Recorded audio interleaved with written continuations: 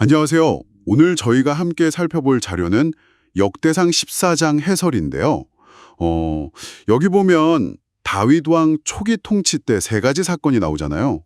네, 맞아요.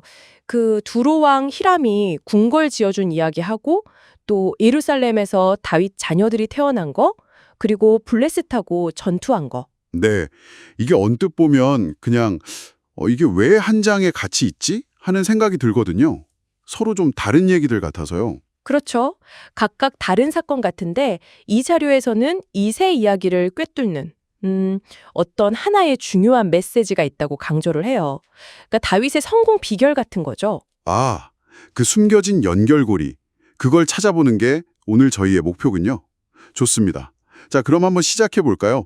이 자료가 처음에 개인적인 경험담으로 시작하던데요. 네, 그 얘기요. 처음엔 선교 글씨 보고 돈 많이 벌어서 선교 도와야겠다 뭐 이렇게 생각했는데 네. 결국에는 하나님께서 더 깊은 부르심을 주셔서 신학교에 가게 됐다는 그런 이야기요. 이게 오늘 주제랑 어떻게 연결이 될까요? 그 깊은 부르심이라는 게? 그러니까 이 경험이 결국 신앙의 깊이에 대한 질문을 던지는 것 같아요.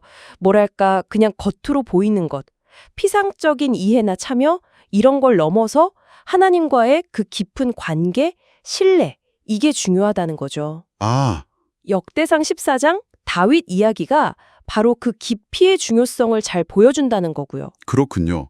그럼 첫 이야기부터 보죠. 두로왕 히람이 다윗 궁궐 건축을 도와주는 거잖아요. 백향목도 보내고 기술자까지요. 네, 맞습니다. 근데 이게 다윗이 아직 블레셋을 완전히 제압하기 전인데 히람이 왜 이렇게까지 했을까요?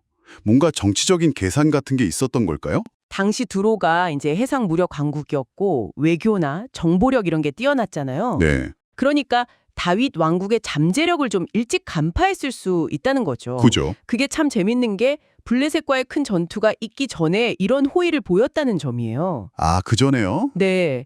그래서 이걸 보면 어쩌면 두로가 다윗 왕국이 앞으로 커질 걸 미리 좀 예견하고 선제적으로 좋은 관계를 맺으려고 했던 게 아닌가? 이런 해석이 가능하죠. 오, 동시에 이건 뭐 하나님께서 이미 다윗의 위상을 그만큼 높이고 계셨다는 증거이기도 하고요. 그렇군요. 다음은 예루살렘에서 다윗이 얻은 자녀들 이야기인데요. 와, 명단을 보니까 진짜 많아요. 13명이나 되네요. 네, 정말 많죠. 이것도 당연히 하나님의 축복이라고 봐야겠죠? 그럼요. 고대 사회에서는 자손이 번성하는 게 정말 큰 복이었으니까요. 그런데 이 자료가 동시에 그 축복의 다른 면도 좀 생각하게 만들어요. 다른 면이라면요? 그러니까 자녀가 많다는 게 나중에는 왕위 계승 문제라든지 그런 갈등의 씨앗이 될 수도 있다는 걸 좀 암시하는 거죠. 실제로 솔로몬이 9번째 아들이었거든요. 아, 맞네요. 그러니까 이게 자녀 수가 많다는 게 분명 축복이긴 한데 현실적으로는 또 다른 고민의 시작이 될 수도 있다. 뭐 이런 점은 예나 지금이나 비슷하지 않나 싶어요. 그렇죠. 그래서 진정한 축복이라는 게 그냥 양적인 번성 너머에 있는 뭐랄까 그 아이들을 신앙 안에서 잘 키우는 질적인 성숙 이게 더 중요한 게 아닌가 그런 생각을 하게 만들죠. 정말 중요한 질문이네요.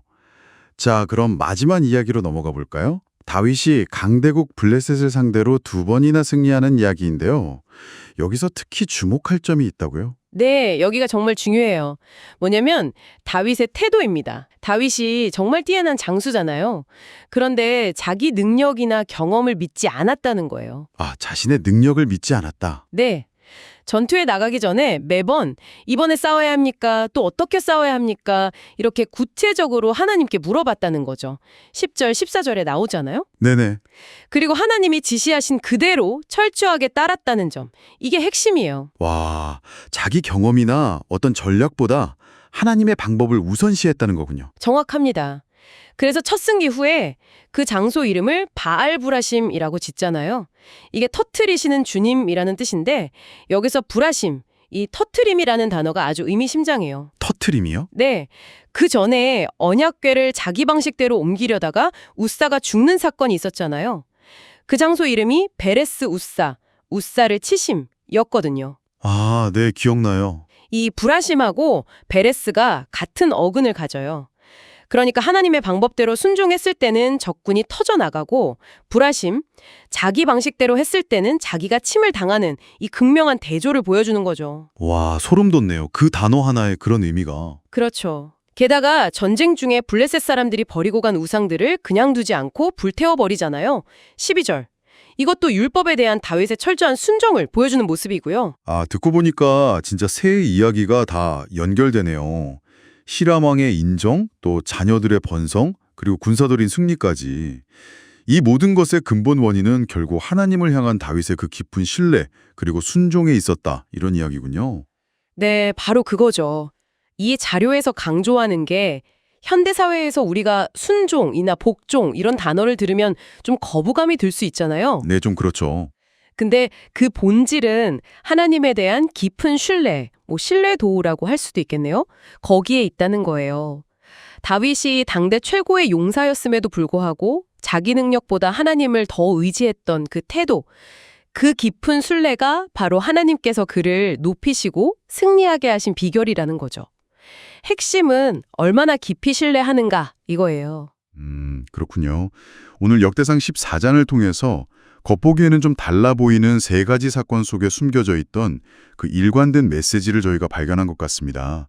하나님을 향한 깊은 신뢰와 순종의 중요성. 네, 다윗처럼 그렇게 거창한 사건이 아니더라도 우리 일상의 매 순간순간 하나님을 얼마나 깊이 신뢰하고 또 그분의 뜻을 따르려고 하는가, 바로 그 마음의 중심, 그 태도가 중요하다는 걸 기억하면 좋겠습니다. 네. 오늘 이야기를 마무리하면서 여러분께도 한번 질문을 던져보고 싶습니다. 여러분의 삶에서 하나님을 향한 신뢰는 지금 어느 정도의 깊이에 와 있으신가요? 그리고 그 신뢰를 바탕으로 다윗처럼 이 세상 속에서 여러분의 믿음을 드러낼 준비가 되어 있으신지 한번 깊이 생각해 보시면 좋겠습니다.